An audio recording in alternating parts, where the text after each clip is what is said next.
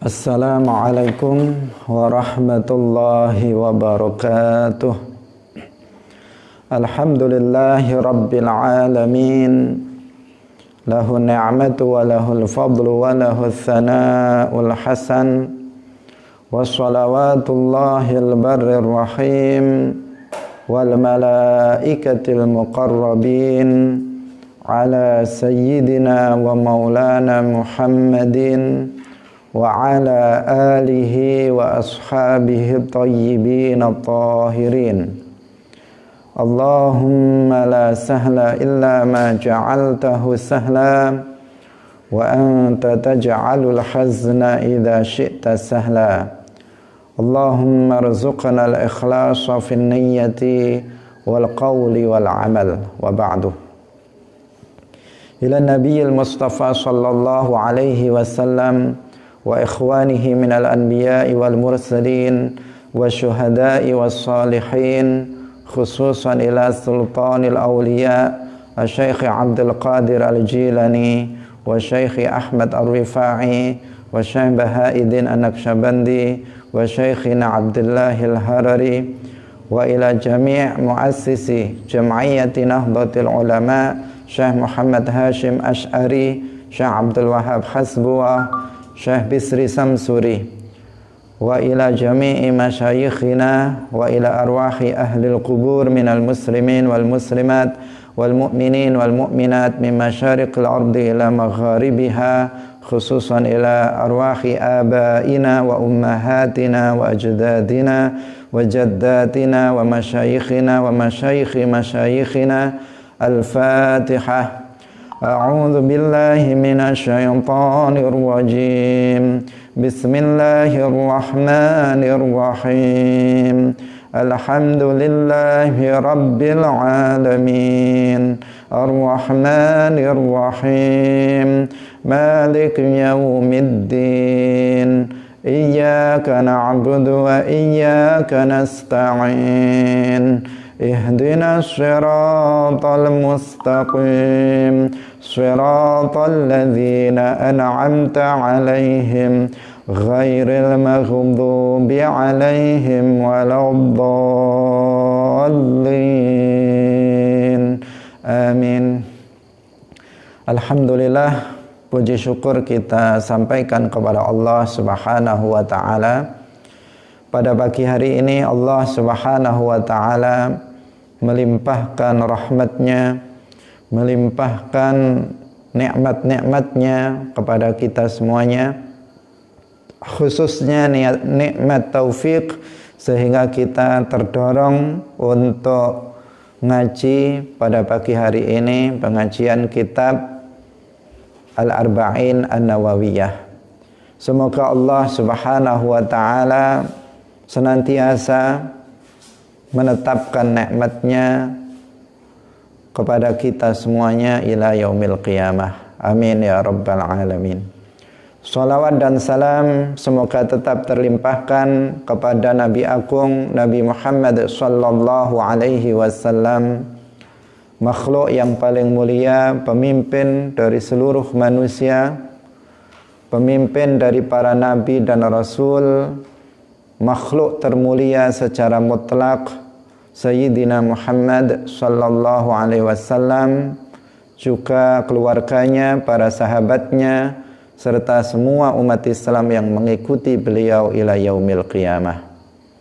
Selanjutnya kami mengingatkan kepada kita semuanya untuk mengikhlaskan niat kita berkumpul hadir dalam majelis ini semata-mata lillahi ta'ala, ikhlas karena Allah, karena Rasulullah sallallahu alaihi wasallam bersabda, innallaha la yaqbalu minal amali illa ma kana khalisan lahu.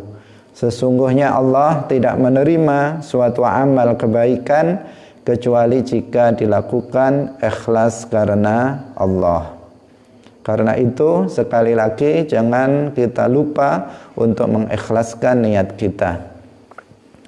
Hadirin rahimakumullah, pemirsa Madu TV yang berbahagia, marilah kita melanjutkan kelanjutan dari pengajian kita masih pada hadis yang kedua yang kita kenal dengan istilah hadis Jibril.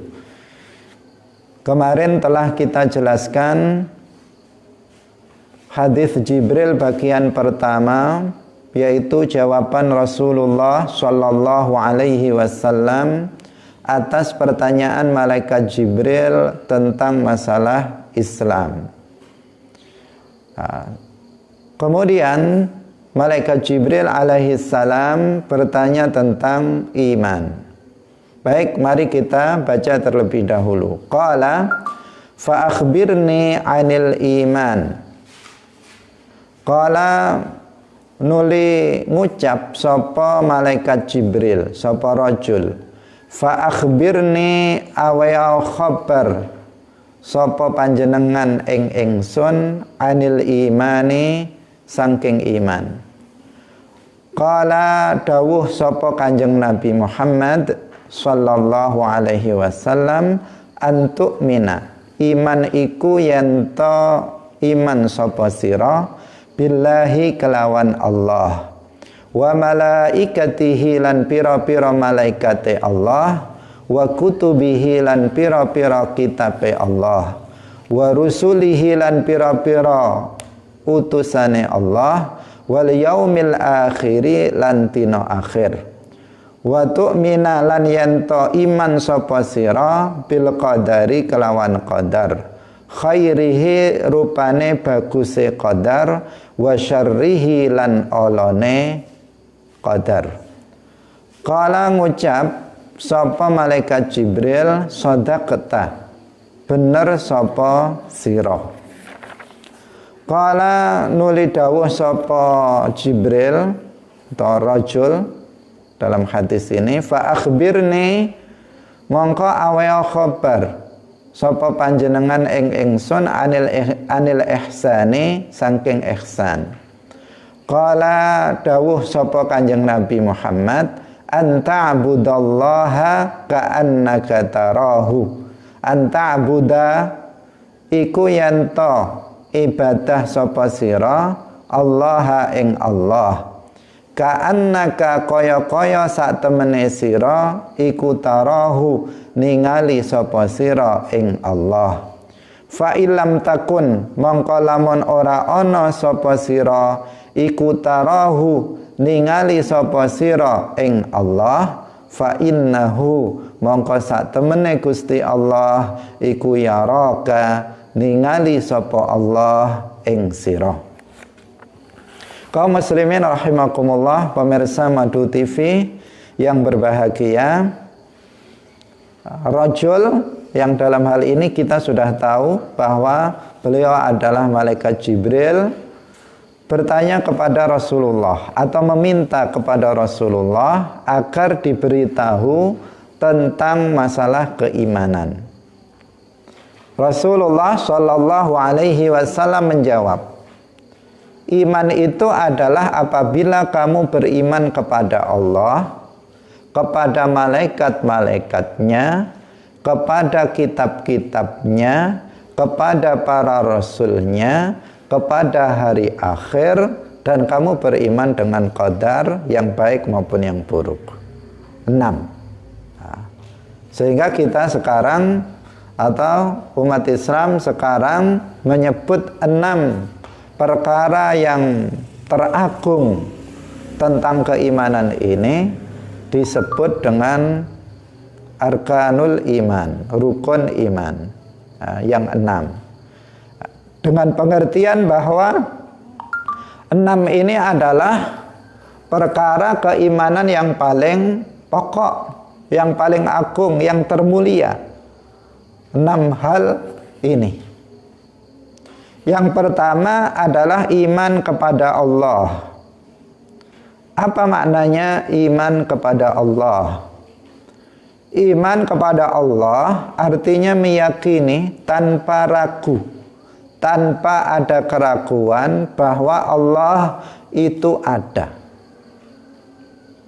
Ini yang pertama, poin yang pertama, meyakini tanpa ragu, bila syakin, tanpa ragu, bahwasanya Allah itu ada. Alam semesta ini adalah dalil, adalah bukti akan adanya Allah. Bagaimana itu? Akal kita mengatakan ada tulisan, pasti ada yang menulis. Ada bangunan, pasti ada yang membangun. Ada pukulan, pasti ada yang memukul. Ada perubahan, pasti ada yang merubah. Akal kita mengatakan seperti itu. Maka ada bumi, ada langit dengan segala isinya, pasti ada yang mengadakannya, pasti ada yang menciptakannya. Dan sang pencipta itu namanya Allah, berdasarkan berita atau kabar dari para nabi, mulai dari nabi yang pertama, Nabi Adam, sampai nabi yang terakhir, Nabi Muhammad. Dengan akal kita sudah mengetahui bahwa alam semesta ini ada penciptanya. Tetapi dengan akal kita belum tahu siapa namanya. Kemudian Allah memerintahkan atau mengutus para nabi untuk memberitahukan kepada umat manusia bahwa pencipta alam semesta ini adalah Allah. Dalam Al-Quran juga disebutkan afillahi syakkun. Artinya apa? Tidak ada keraguan akan adanya Allah. Seorang mukmin tidak boleh meragukan adanya Allah. Ragu terhadap adanya Allah adalah kekufuran. Nah, seorang mukmin apa? Meyakini bila syak tanpa ragu bahwasanya Allah itu ada. Poin yang pertama. Poin yang kedua, meyakini bahwa Allah adanya itu tidak seperti sesuatu yang ada yang lainnya. Jadi wujudullah itu laisa ka wujudi ghairihi, atau dengan istilah lain mawjudun la kal mawjudat. Allah itu ada, tetapi adanya tidak seperti makhluknya, tidak seperti sesuatu yang ada yang lainnya. Kita makhluk, manusia, malaikat, jin, langit, bumi ada, tetapi adanya Allah tidak seperti adanya makhluk, tidak seperti adanya manusia, tidak seperti adanya malaikat, tidak seperti adanya jin, tidak seperti adanya langit, bumi, dan seterusnya. Kenapa? Karena adanya Allah itu azaliyun abadiyun. Allah itu qadimun baqin. Adanya Allah tidak berpermulaan dan adanya Allah tidak berakhiran. Sementara adanya sesuatu selain Allah, semuanya berpermulaan dan berakhiran. Itu sudah beda. Jadi adanya Allah berbeda dengan adanya makhluk. Allah adanya tidak berpermulaan karena dia khalik, pencipta. Dia tidak diciptakan. Adanya tidak didahului dengan ketiadaan. Berbeda dengan kita. Dahulu kita nggak ada, kemudian menjadi ada. Allah yang mengadakannya, mengadakan kita dari tidak ada menjadi ada. Demikian juga seluruh makhluk seperti kita. Nah, jadi Allah adanya azali abadi, sementara kita hadis, adanya baharu berpermulaan, memiliki permulaan. Kemudian Allah Subhanahu wa ta'ala, poin yang ketiga, sebenarnya juga terkait dengan poin yang kedua, bahwa Allah mausufun bikulli kamalin yaliqu bihi. Allah itu zat yang memiliki sifat, tetapi sifat Allah itu nggak sama dengan sifat makhluk, karena Allah disifati dengan sifat-sifat sempurna yang layak bagi Allah. Allah Ta'ala tidak boleh disifati dengan sifat yang tidak layak baginya.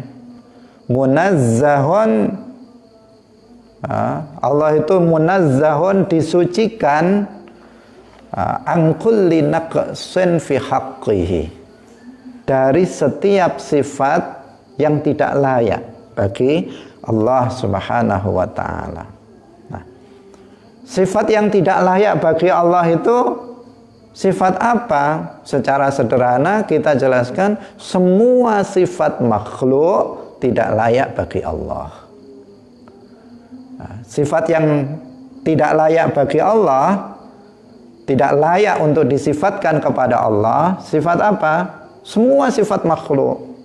Semua sifat makhluk tidak layak untuk disifatkan kepada Allah. Karena itulah maka salah seorang ulama salaf, Al-Imam Abu Ja'far At-Tahawi, Al-Imam Abu Ja'far At-Tahawi,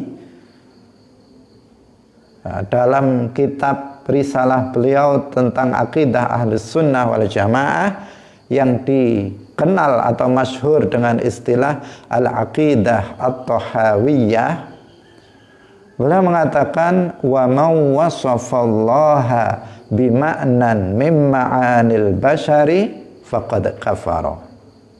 Barang siapa yang mensifati Allah dengan salah satu sifat manusia, maka dia kufur. Kenapa? Karena semua sifat makhluk, semua sifat manusia itu tidak layak untuk disifatkan untuk Allah Subhanahu wa ta'ala. Memang ada sebagian sifat itu yang ittifaqun fil lafzi wa ikhtilafun fil makna. Sama lafadznya tetapi beda maknanya. Misalnya dikatakan Allah mendengar, manusia mendengar.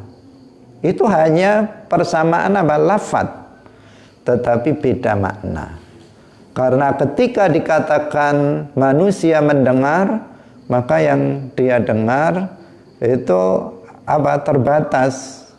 Kemudian dia mendengar dengan telinga atau alat-alat yang lain. Pendengarannya baru, berpermulaan dan berakhiran. Sementara Allah mendengar dengan pendengaran yang azali, abadi, tidak dengan telinga atau alat yang lainnya. Sehingga Allah mendengar segala sesuatu. Ini satu contoh. Karena kalau dijelaskan sifat-sifat Allah nanti akan sangat panjang. Intinya apa? Intinya Allah tidak boleh disifati dengan sifat makhluk. Karena kalau disifati dengan sifat makhluk, berarti dia makhluk. Karena makhluk itu dikatakan makhluk karena memiliki sifat makhluk. Sementara Allah itu Al-Khaliq, maka dia tidak boleh disifati dengan sifat makhluk. Bisa difahami ya? Hadirin rahimakumullah, pemirsa Madu TV yang dirahmati oleh Allah Subhanahu wa ta'ala. Karena itulah maka umat Islam meyakini bahwa Allah itu bukan benda yang memiliki bentuk, yang memiliki ukuran. Bukan benda. Karena apa? Karena benda itu makhluk. Semua makhluk pasti berupa benda. Atau kalau tidak berupa benda, maka berupa sifat benda. Sehingga Allah juga tidak disifati dengan sifat benda yang dalam istilah ilmu tauhid atau ilmu kalam disebut dengan arad. Allah bukan benda, bukan jauhar, dan juga tidak disifati dengan sifat benda atau arad. Sifat benda seperti berubah, seperti bergerak, diam, berada pada tempat tertentu, berada pada arah tertentu, memiliki warna, memiliki ukuran. Itu semuanya sifat apa? Makhluk. Dan Allah Ta'ala tidak disifati dengan sifat makhluk. Karena semua sifat makhluk adalah sifat yang tidak layak bagi Allah. Karena Allah adalah Al-Khaliq. Nah, ini adalah tentang masalah keimanan kepada Allah Ta'ala yang penting untuk kita ketahui, karena hari ini muncul aliran baru yang kemudian mereka menserupakan Allah dengan makhluk. Sebagian mereka mengatakan Allah itu bentuknya sangat besar, seperti manusia, punya kepala, punya tangan, punya kaki, duduk bersila di atas arsy sana. Nah, ada sebagian kelompok yang berkeyakinan seperti itu. Tentu ini keyakinan yang bertolak belakang dengan akidah Islam, bahwa Allah nggak serupa dengan makhluk. Laisa kamitslihi syai' walam yakul lahu kufuwan ahad.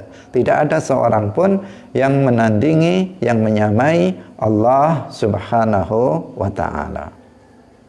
Nah, karena itu kita harus waspada, terhadap pemahaman-pemahaman yang menyimpang. Selanjutnya, wa malaikatihi, beriman kepada para malaikat. Apa artinya beriman kepada para malaikat? Artinya kita meyakini bahwa malaikat itu ada. Jadi iman kepada malaikat artinya al-iman biwujudihim. Beriman, meyakini tentang adanya para malaikat. Sebagian besar kita belum pernah melihat malaikat, tetapi kita meyakini tanpa ragu bahwa malaikat itu ada. Siapa mereka? Mereka adalah ibadun mukramun. Mereka adalah hamba-hamba Allah yang dimuliakan oleh Allah. Mereka berupa ajsamun nuraniyah, berupa jisim yang diciptakan oleh Allah dari cahaya. Nah, kalau setan atau jin diciptakan dari api. Kalau malaikat diciptakan dari cahaya. Dalam hadis disebutkan khuliqatil malaikatu min nur wa khuliqal jannu min marijim min nar. Nah, para malaikat itu telah diciptakan dari cahaya, sedangkan jin itu diciptakan dari api yang menyala-nyala.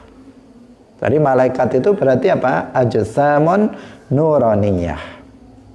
Laisu dzukuran wa laisu inasan. Mereka itu bukan laki-laki dan juga bukan perempuan. La yatanakahuna wa la yatanasalun. Mereka tidak menikah, juga tidak beranak pinak. Mereka langsung diciptakan oleh Allah, langsung seperti itu, tidak dilahirkan. Nah, karena nggak ada laki-laki, nggak ada perempuan, maka mereka nggak menikah, juga tidak beranak pinak. Langsung diciptakan Allah dalam jumlah yang besar. Karena para malaikat adalah aktsarul khalqi adadan, makhluk yang paling banyak jumlahnya itu para malaikat.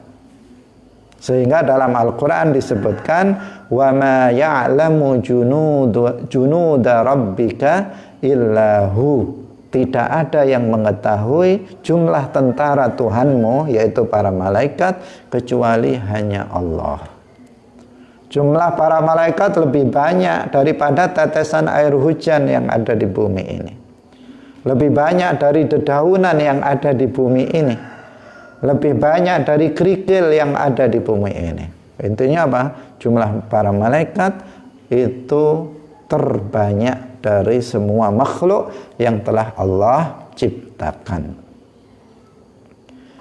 Dan para malaikat disebutkan dalam Al-Quran, salah satu sifatnya adalah la ya'sunallaha ma amarahum wa yaf'aluna ma yu'marun.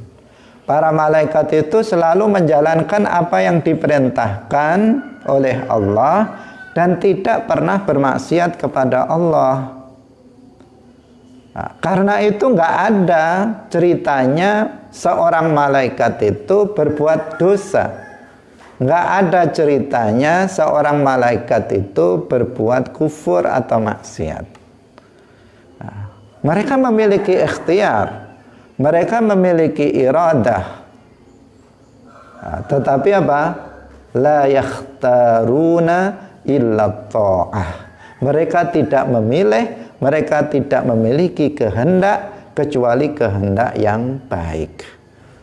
Nah, jadi mereka bukan majbur, mereka bukan dalam melakukan amalnya bukan terpaksa, tetapi mereka memiliki pilihan. Mereka memiliki kehendak, mereka memiliki ikhtiar, tetapi ikhtiarnya itu selalu kepada ketaatan. Khuliqu majbulina bitta'ah. Itulah para malaikat. Berbeda dengan manusia. Kalau manusia itu bisa memilih yang ke kanan atau ke kiri, ikhtiarnya, iradahnya. Tetapi kalau malaikat itu hanya memilih untuk melakukan perbuatan-perbuatan yang baik. Perbuatan-perbuatan yang berupa ketaatan kepada Allah. Ini tentang iman kepada para malaikat. Wajib kita mempercayai adanya malaikat. Apa ada orang yang tidak meyakini adanya malaikat? Ada. Ada sebagian orang tokoh itu yang tidak di Indonesia, itu yang memaknai, menafsirkan ayat tentang malaikat itu dengan kekuatan alam. Nah, ini kan menyimpang, karena mereka tidak meyakini adanya malaikat. Yang ketiga, kita jelaskan secara singkat-singkat, tetapi jelas ya. Yang ketiga, iman kepada kitab-kitab Allah. Apa artinya iman kepada kitab-kitab Allah? Artinya membenarkan bahwa Allah telah menurunkan kitab-kitabnya kepada sebagian para nabinya. Itu makna iman kepada malaikat. Kita membenarkan, meyakini bahwa Allah telah menurunkan kitab-kitabnya kepada sebagian para nabinya. Tidak semua para nabi mendapatkan kitab, tetapi kepada sebagian para nabinya. Dan kitab yang telah Allah turunkan kepada para nabi itu berjumlah 104 kitab. 104 kitab berdasarkan hadis Ibnu Hibban. Yang terkenal dari 104 kitab ini 4 saja, yaitu Taurat diturunkan kepada Nabi Musa, kemudian Zabur diturunkan kepada Nabi Dawud, kemudian Injil diturunkan kepada Nabi Isa, dan Al-Quran diturunkan kepada Nabi Muhammad sallallahu alaihi wasallam. Ketika kita mengatakan Taurat, Injil, yang dimaksud adalah Taurat dan Injil yang asli. Karena pada masa sekarang ini nggak ada lagi Taurat dan Injil yang asli lagi. Maka Taurat yang diturunkan kepada Nabi Musa bukan Taurat yang dibaca oleh orang Yahudi sekarang. Injil yang diturunkan kepada Nabi Isa bukan Injil yang dipelajari oleh orang Nasara sekarang. Karena seluruh kitab-kitab Allah itu sudah dipalsukan kecuali Al-Quran. Sementara Al-Quran itu dijamin dijamin kemurniannya, tidak adanya perubahan ila yaumil qiyamah. Dalam Al-Quran Allah Subhanahu wa ta'ala berfirman, inna nahnu nazzalna dzikra wa inna lahu lahafizun. Sesungguhnya kami itu yang telah menurunkan Al-Quran, dan sesungguhnya kami itu yang menjaga Al-Quran dari perubahan, sehingga Al-Quran itu tidak ada perubahan. Al-Quran sangat mudah dihafal oleh umat Islam, sehingga umat Islam yang hafal Al-Quran itu ribuan orang, ratusan ribu orang yang bisa menghafal Al-Quran. Bahkan anak kecil umur 7 tahun pun bisa menghafal Al-Quran. Itu keistimewaan Al-Quran dibandingkan dengan kitab-kitab yang lain. Anak kecil pun bisa menghafal Al-Quran. Orang buta pun bisa menghafalkan Al-Quran. Itu keistimewaan Al-Quran.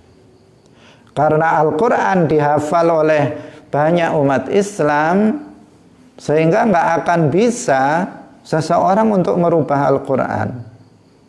Meskipun satu huruf saja dalam Al-Quran ingin dirubah, nggak akan bisa. Kenapa? Karena akan ketahuan oleh orang-orang yang menghafal Al-Quran. Ini kok begini, yang saya hafal begini kok begini, dan seterusnya, sehingga tidak pernah terjadi perubahan, pengurangan, penambahan, perubahan terhadap ayat-ayat Al-Quran. Kemudian yang rukun iman yang keempat adalah iman kepada para rasul. Iman kepada para rasul, yakni yang dimaksud adalah para nabi. Karena ketika disebut rasul, maka pasti nabi. Kalau disebut nabi belum tentu rasul. Iman kepada rasul di sini yang dimaksud adalah bukan hanya khusus nabi yang rasul, tetapi iman kepada para nabi secara umum. Baik nabi yang sekaligus menjadi rasul maupun nabi yang bukan rasul. Nabi yang rasul itu nabi yang mereka datang dengan membawa syariat yang baru, yang tidak yang belum ada pada syariat sebelumnya, atau merubah sebagian syariat rasul sebelumnya. Itu kalau nabi yang menjadi rasul. Jadi mereka datang dengan membawa syariat yang baru, bukan agama yang baru. Karena kita meyakini para nabi seluruhnya itu agamanya sama, yaitu Islam. Nabi Adam agamanya Islam, Nabi Nuh agamanya Islam, Nabi Musa agamanya Islam, Nabi Isa agamanya Islam, Nabi Muhammad agamanya Islam. Karena tidak ada agama yang benar kecuali hanya Islam. Inna dina indallahil Islam. Dalam sebuah hadis Rasulullah Shallallahu Alaihi Wasallam bersabda, beliau mengatakan, al-anbiya'u ikhwatun li'allad, dinuhum wahidun wa ummahatuhum syatta. Para nabi itu diibaratkan saudara satu bapak beda ibu. Bapaknya satu, yakni agamanya satu, yaitu Islam, dan ummahatuhum, ibu-ibu mereka, ay syara'i'uhum, syariat mereka itu yang berbeda-beda.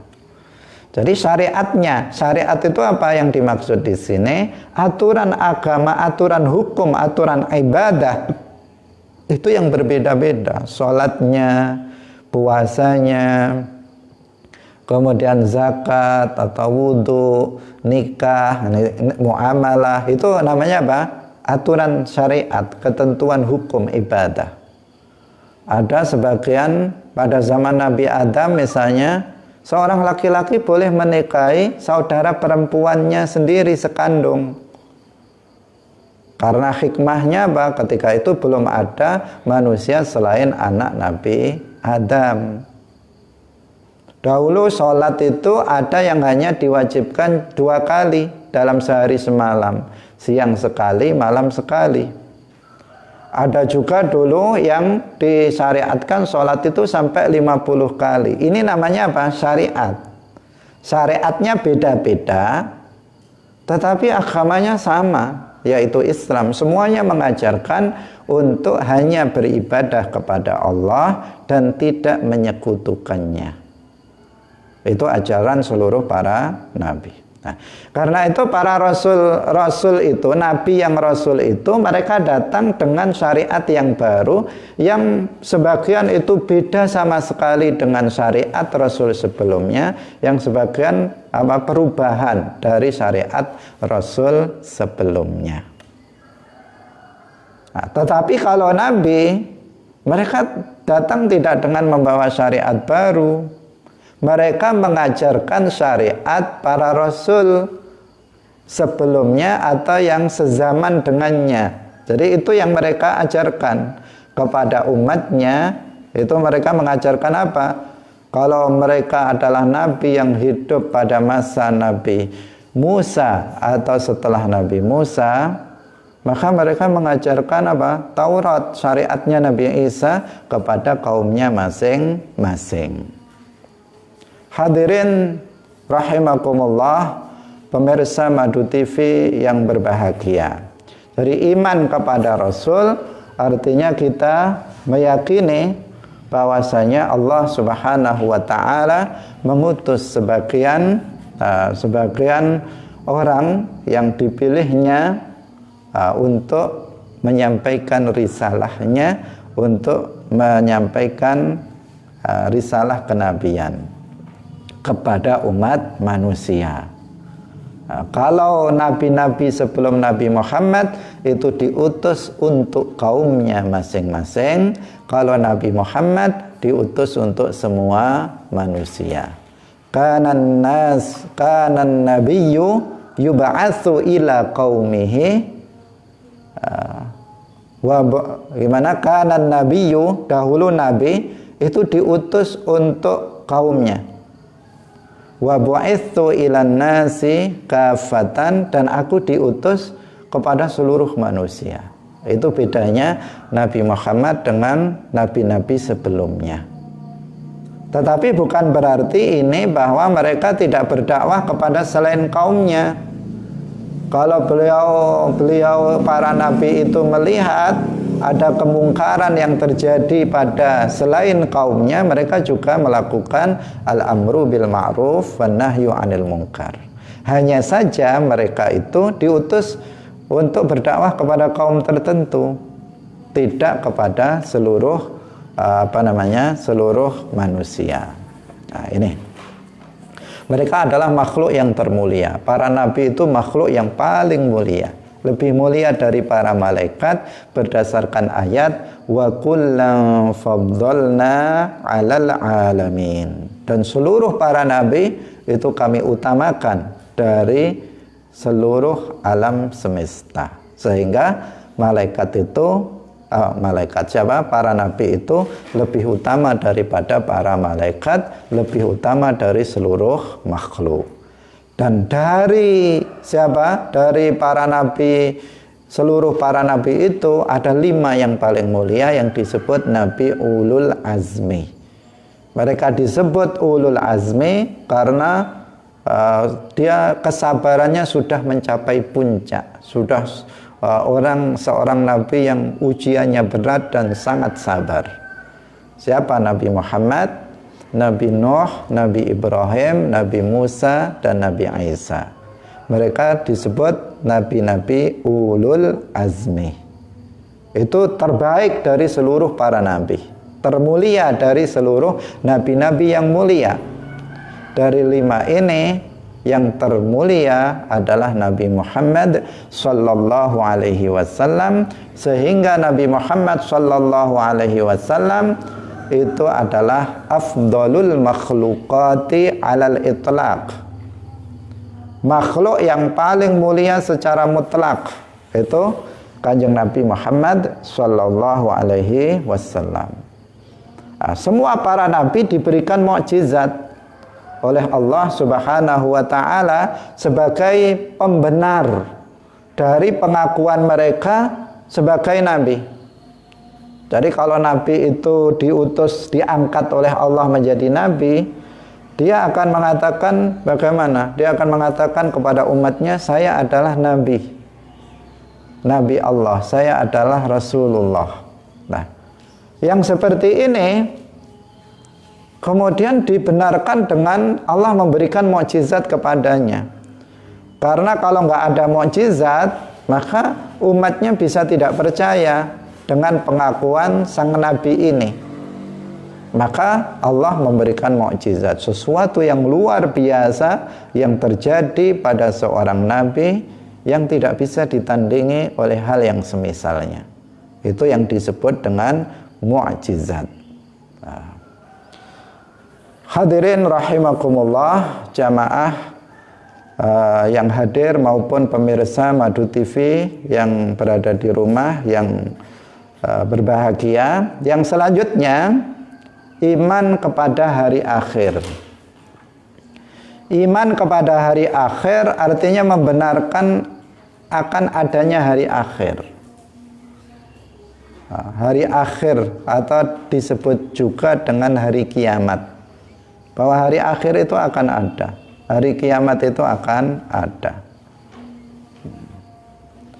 dan hal-hal yang terjadi nanti pada hari kiamat. Jadi hari kiamat itu terkadang diperuntukkan untuk menyebut peristiwa ketika an-nafkhah al-ula, yaitu ketika malaikat Israfil meniupkan sangkakalanya yang pertama, di mana semua yang ada di atas bumi ini akan mati, akan hancur dan mati, termasuk para malaikat. Itu namanya an-nafkhah al-ula, itu disebut kiamat. Kiamat itu juga disebut untuk suatu peristiwa nanti yang dimulai dari al-ba'tsu, yaitu keluarnya, bangkitnya orang-orang yang mati dari dalam kubur, sampai penduduk surga masuk ke dalam surga dan penduduk neraka masuk ke dalam neraka. Masa itu namanya yaumul qiyamah. Yaumul qiyamah, hari kiamat, yaitu masa apa?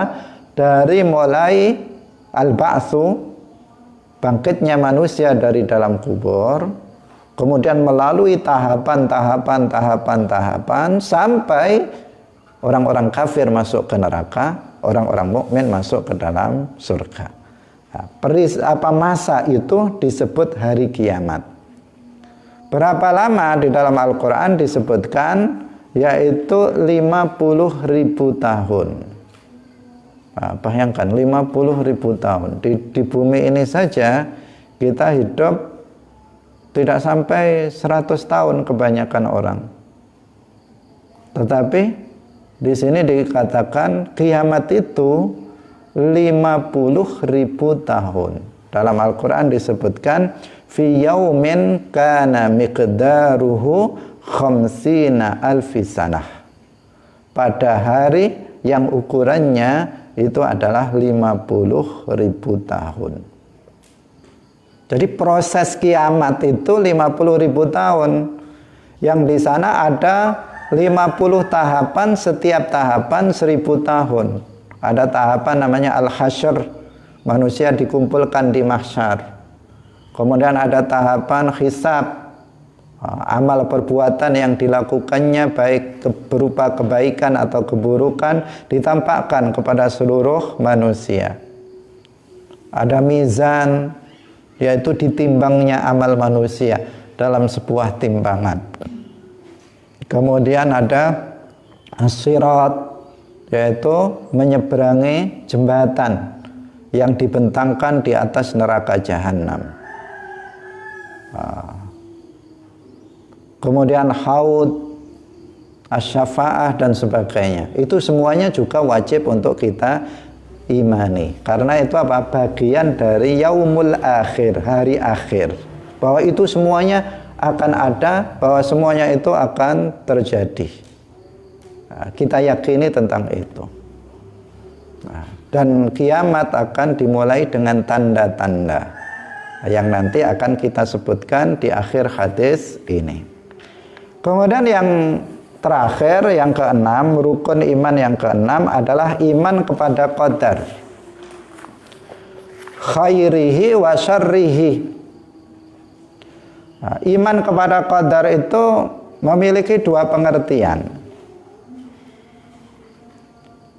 Yang pertama, membenarkan bahwa segala sesuatu yang terjadi di alam semesta ini semuanya terjadi dengan takdir Allah, dengan ciptaan dan kehendak Allah.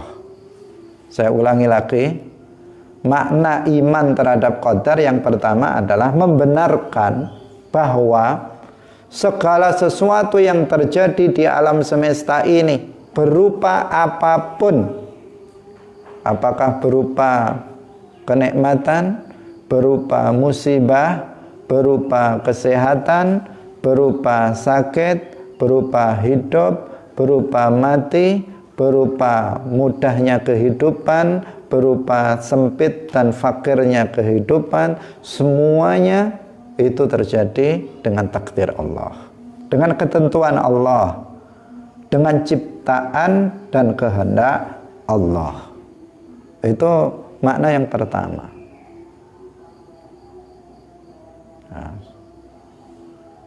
Termasuk apa? Semuanya, kebaikan atau keburukan, keimanan ataupun kekufuran, ketaatan maupun kemaksiatan, semuanya terjadi dengan takdir Allah Subhanahu wa ta'ala. Hanya saja apabila yang ditakdirkan itu berupa kebaikan, itu terjadinya, itu diperintahkan oleh Allah, dicintai oleh Allah, diridhai oleh Allah. Tetapi jika yang terjadi itu adalah berupa keburukan, kemaksiatan, kekufuran, maka Allah tidak memerintahkannya, Allah tidak meridhoinya, Allah tidak mencintainya. Allah menghendaki terjadinya, tetapi Allah tidak mencintainya. Allah tidak memerintahkannya, Allah tidak meridhoinya. Allah yang menciptakan perbuatan buruk tersebut, tetapi Allah tidak ridho terjadinya perbuatan yang buruk tersebut. Paham? Yang kedua, iman terhadap qadar itu juga memiliki makna ridho. Ridho artinya menerima terhadap segala sesuatu yang telah Allah takdirkan kepada kita, baik berupa kebaikan maupun keburukan. Ridho itu menerima, nggak protes, tidak protes kepada Allah atas ketentuan Allah yang telah ditetapkan untuk kita. Kalau Allah mentakdirkan kita hal-hal yang baik, umumnya orang menerima.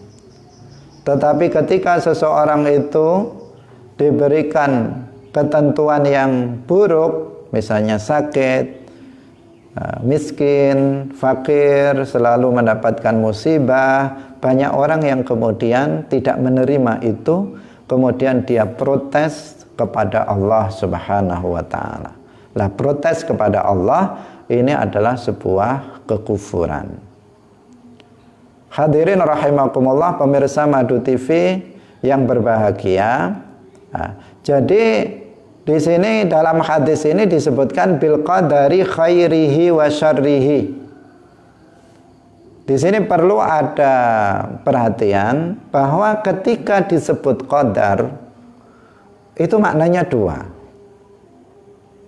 Ya, ketika disebut qadar maka maknanya dua.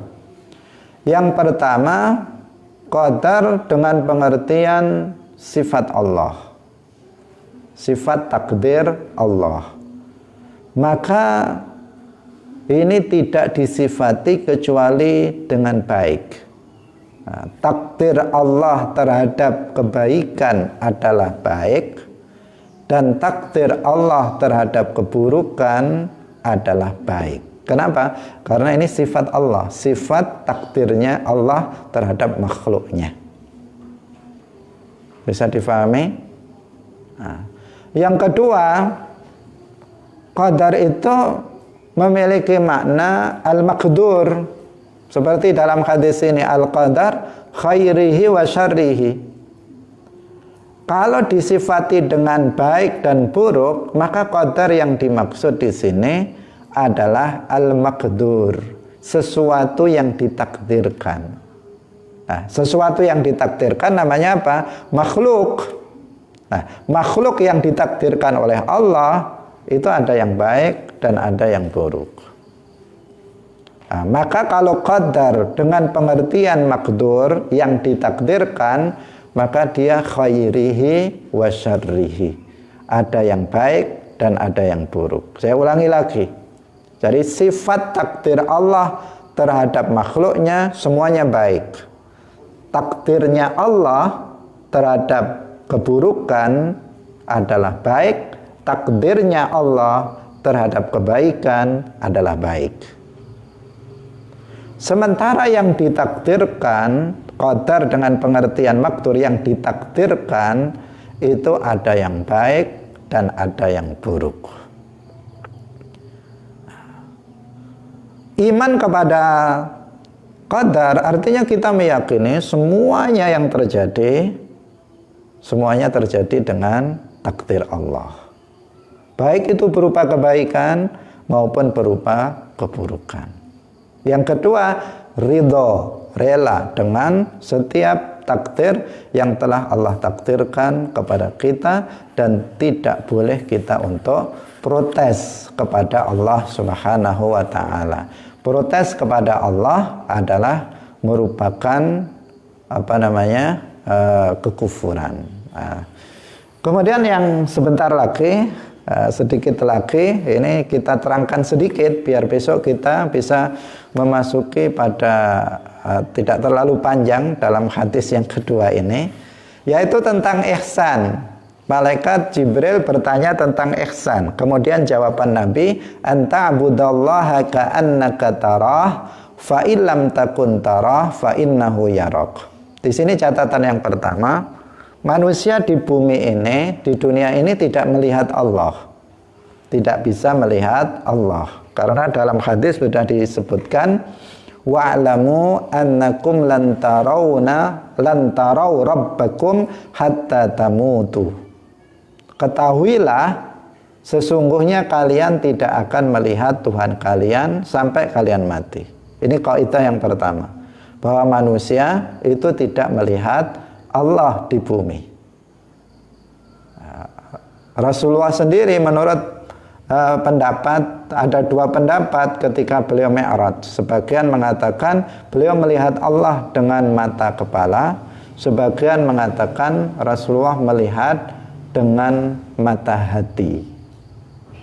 Nah, kalau dihubungkan dengan hadis ini, para ulama mengatakan bahwa yang kuat Rasulullah ketika Mi'raj itu melihat Allah dengan hati. Kenapa? Karena Allah tidak dilihat di dunia. Tetapi nanti penduduk surga akan melihat Allah. Mereka penduduk surga di dalam surga, tetapi Allah tidak di dalam surga, tidak di dalam surga, tidak di luar, tidak bertempat.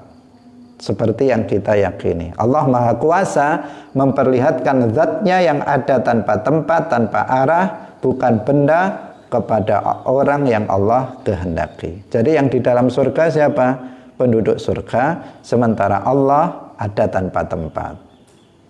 Nah, ini satu hal yang penting untuk kita sampaikan. Lah, ihsan itu bagaimana? Ihsan itu adalah ketika seseorang, dikatakan oleh Nabi, seseorang beribadah kepada Allah seakan-akan. Kenapa seakan-akan? Karena dia tidak bisa melihat Allah di bumi ini. Seakan-akan dia melihat Allah saking yakinnya. Nah, saking yakinnya terhadap Allah, seakan-akan dia melihat Allah. Jika seseorang itu keimanannya terhadap Allah sangat kuat, maka bagaimana ibadah dia? Bagaimana ibadah orang yang seakan-akan melihat Allah? Pasti dia akan beribadah dengan khusyuk. Nah, dia akan menghadirkan rasa pengagungan, rasa takut kepada Allah Subhanahu wa ta'ala di dalam hatinya. Bagaimana orang ketika sholat, dia seakan-akan melihat Allah. Dia pasti akan melakukannya dengan kekhusyuan yang sangat tinggi. Kemudian yang kedua, fa illam takun tara fa innahu yarak. Jika kamu tidak melihatnya, memang nggak melihat, maka kamu harus yakin bahwa Allah melihat kamu. Yang kedua di sini juga begitu. Bagaimana ibadah seseorang ketika dalam hatinya merasa bahwa Allah melihat dia? Pasti dia akan sholat dengan sempurna. Dia pasti menjaga bagaimana sholat saya biar sah, Fatihahnya biar sah, sholatnya biar bisa diterima oleh Allah. Pasti dia berusaha sekuat tenaga untuk menjaga sholatnya agar sholatnya itu berkualitas, sah dan berkualitas, khusyuk, penuh dengan keikhlasan dan seterusnya. Nah, orang kalau sudah seperti ini dalam beribadah kepada Allah, maka dia berarti sudah mencapai maqam ihsan. Ihsan itu nilai lebih. Dia dalam melakukan segala hal dia melebihi dari dari yang diwajibkan.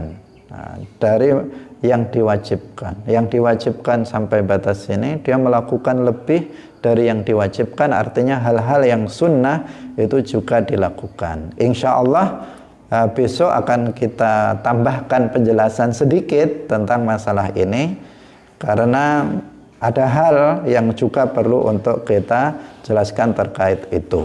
Nah, semoga pengajian kita pada pagi hari ini bermanfaat bagi kita semuanya, menjadi ilmu yang barokah dan menambah keimanan kita kepada Allah Subhanahu wa ta'ala. Amin ya rabbal alamin.